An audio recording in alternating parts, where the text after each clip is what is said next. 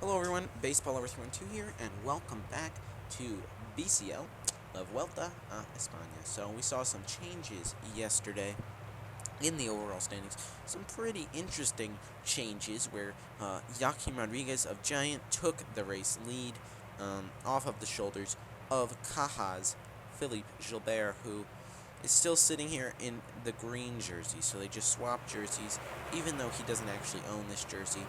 He's borrowing it from Korea for a few years. Okay, so now we are just going to wait for the attack that comes now. Somebody attack.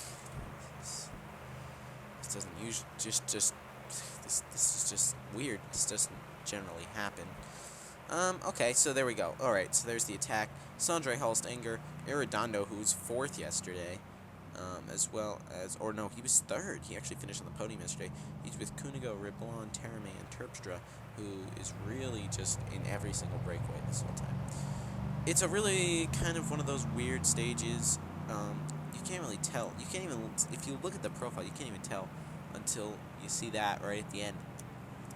And this is one of those weird stages where it's pretty much dead. There's like slow inclines and drops that eventually get you to a higher altitude, and then there's just like a quarter of a kilometer, just like a couple of 100 meters at 97% gradient. So it's going to be interesting.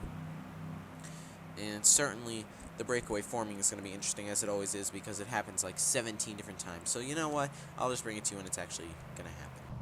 As we go through the intermediate sprint point, you see that they have solidified their break here. We have Damiano Cunego, Arredondo, who's going to win the sprint, Maxim Miklinski, Chris Sorensen, as well as Christophe Riblon. So all pretty decent climbers. I'd probably say Glinski's the worst, but this isn't really a mountain stage. It's more of a hill stage, so they're all pretty even. And they're all pretty decent, but they're all not getting a gap. So 2:30 for the second day in a row, not getting a big gap here.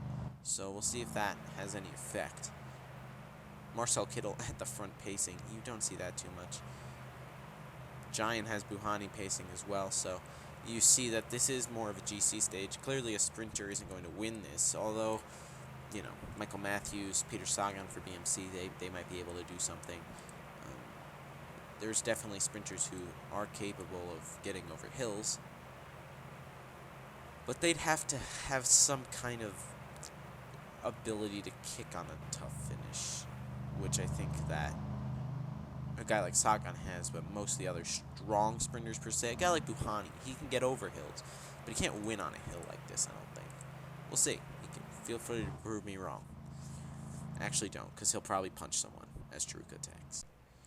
Not good for Fair Abraham, Below Cycling, or United Healthcare. United Healthcare has lost Huderovich.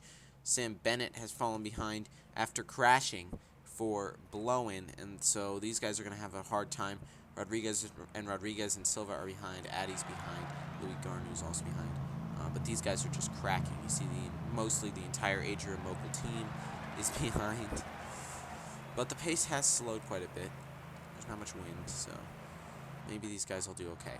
2 Adria Mobil riders are in the breakaway, however, Riblon and Charuka, so we'll see if they try to put on something.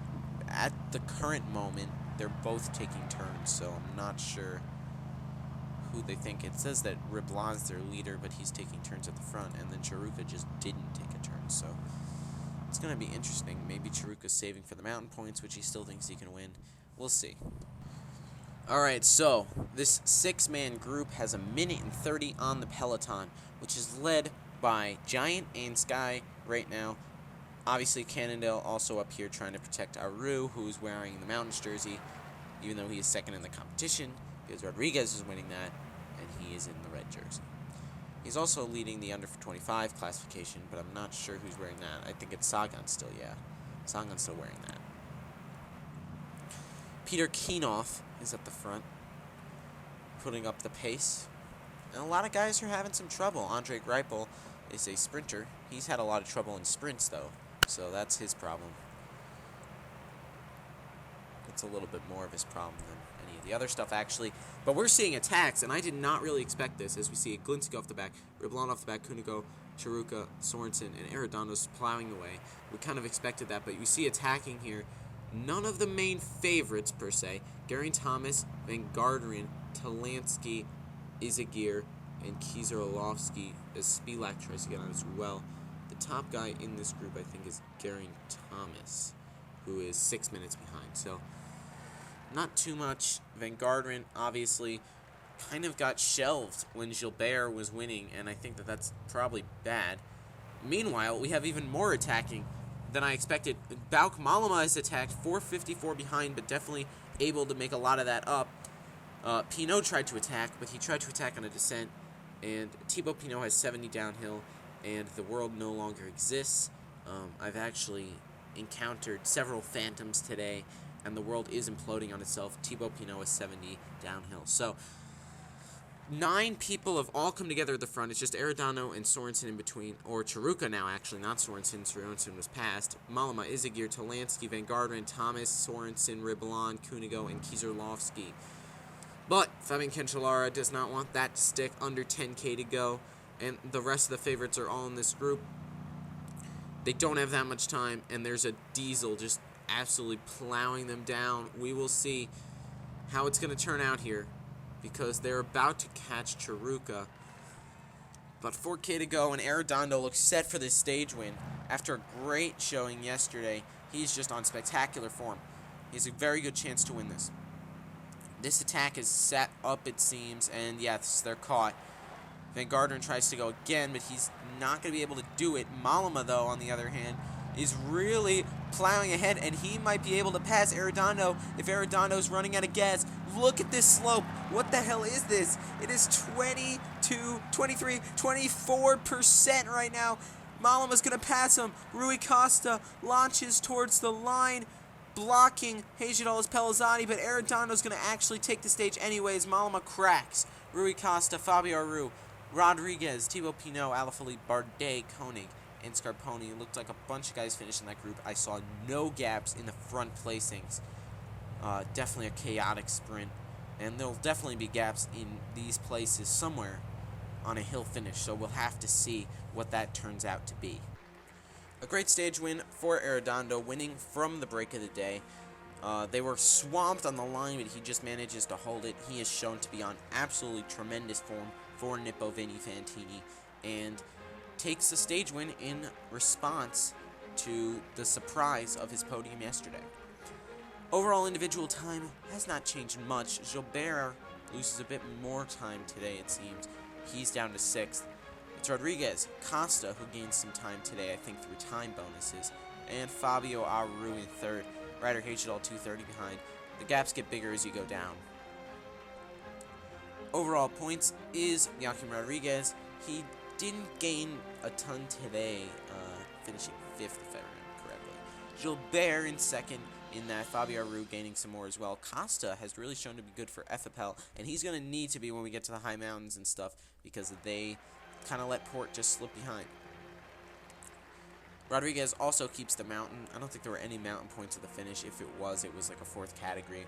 So the breakaway took all the mountain points today. Charuka and Arredondo have creeped up a little bit, but there's really no points available when you're in the Vuelta on those middle climbs, because they're usually just nothing.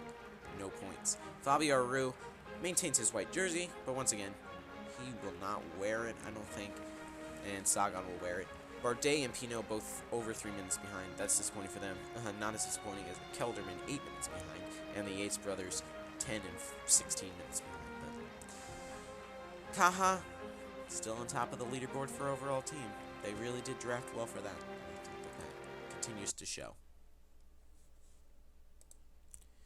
Alright, so Arredondo with the win. As you see here, where's the first gap? The first gap is after 34th place. So Tony Martin leads in that group. And let's take a look at the withdrawals today. None after yesterday. Was there any? Yes, there was. If I remember correctly, it was Trofimov. No, okay. And so I'm not even looking at the different stages. I'm just looking at the it's Trofimov yesterday. All right, so nothing today. All the guys that were injured, Hirovic and Bennett, they're still in the race, so that's good for them. As you can see, let's see who lost time. Philippe Gilbert loses a minute 13. He had trouble over the final climb and really lost it. And for once, Van Garderen decided to attack and not pace for him. Fulsang loses 3:37. Gesink losing some time. Wellens losing some time. Kelderman losing more time. Sanchez Yates. And these outsider contenders who decided not to be contenders and decided to remain on the outside today. So that's it for this video, guys. As you can see, still close races here, but Rodriguez is profiting a lot from this race thus far. Tomorrow is an actual mountain stage, and you may be thinking, well, look at all these mountain stages. You might not be thinking that because most of the time there's no mountain stages. But there's a first category and then an actual other climb. So it's going to be really cool where there might be actual selection where there's not 150 people at the bottom of the final climb. We'll see. Anyway, guys, thanks for watching. Until next time, this is Spaceballer 312, signing out.